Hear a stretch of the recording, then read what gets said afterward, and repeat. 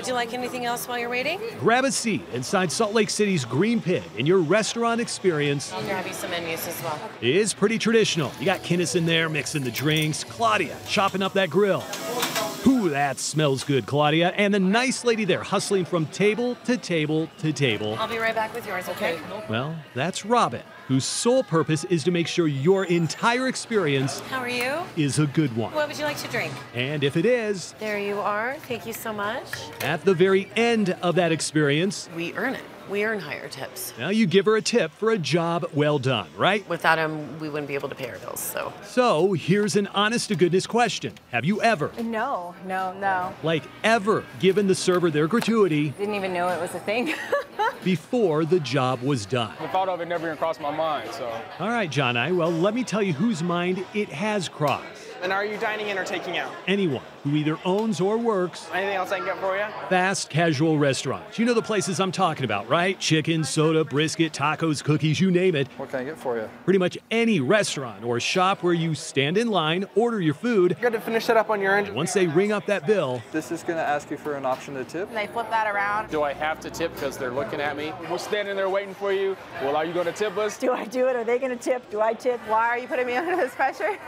And you feel like anxiety almost. now 5 years ago, tipping at fast casual was barely an option. Today, it is pouring into our everyday lives. Here's this. Drive-through, sit down, eat in, take out. Here's that for you. For you, the customer, It's on the aggressive end. I'm okay with tipping it up front because I know that I'm going to get my food in general. there's obvious mixed feelings. They smile and they're happy.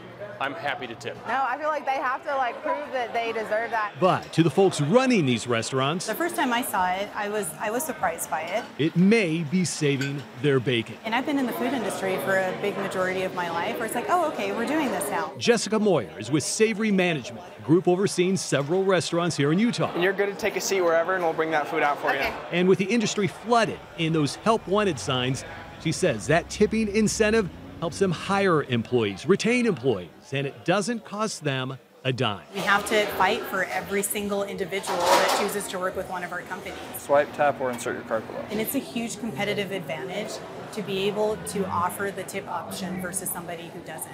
And she's not alone. Just take a look at the classifieds. Five Guys, Cafe Rio, Lay's Pizza, Mo Betta's. And it seems just about every fast casual restaurant 10 to 16 bucks an hour plus tips. is not only offering nearly twice the minimum wage, Or in our barbecue, 15 to 16 bucks an hour they are boasting plus tips. an extra $4 to $7 an hour in tips. We're re-examining where we are and what tipping means. Is it based on service anymore? Ann House is a financial psychologist up at the U and says a paradigm appears to be shifting This is just the cost now of going to get some frozen yogurt. on exactly what kind of service deserves a tip. Is it cash or card? Is it that gal taking your order? Maybe the guy preparing your meal? Here's the big owl and the root beer. Or is it the person already making 10 to 14 bucks an hour, Hi, how are you? handing you a drink and a straw through the window, I'll have you finish signing and confirming this screen. who deserves a little extra? But I'm just expecting to get that service no matter what. Like, oh, thank you for taking my order. Here's a tip.